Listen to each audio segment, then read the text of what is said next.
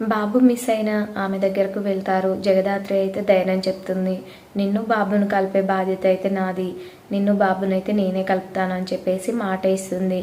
అక్కడ నుండి జేడి మరియు కేడి వాళ్ళిద్దరుగా రెడీ అయ్యి కారులో అయితే బయలుదేరుతారు. అలా కారులో బయలుదేరి వాళ్ళకు డౌట్ వచ్చినా ఆమె దగ్గర వాళ్ళ ఇంటికి అయితే వెళ్తారు. అక్కడికి వెళ్ళి సెర్చ్ చేస్తారు.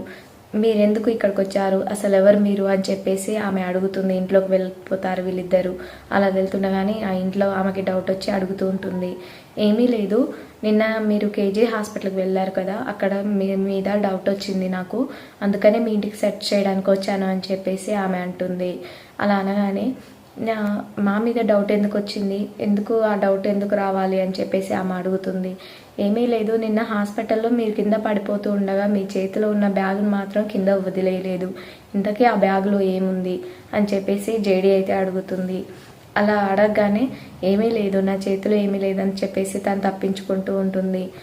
ఒకసారి ఇల్లు అంతా సెర్చ్ చేద్దాం అని చెప్పేసి సెర్చ్ చేస్తూ ఉండగా ఒక పాపనైతే ఎత్తుకొని బయటకు వస్తారు. ఆ పాపను చూసైతే కేడికి జేడికి డౌట్ వస్తుంది. అలా డౌట్ రాగానే చూద్దామని చెప్పేసి వెతుకుతూ ఉంటారు. మరి ఈ ప్రోమోలో ఇదే అండి జరిగింది. రేపు వచ్చే ప్రోమోలో ఏం జరుగుతుంది, ట్విస్ట్ ఏంటో చూడాలంటే రేపు వచ్చే ప్రోమో కోసం వెయిట్ చేద్దాం.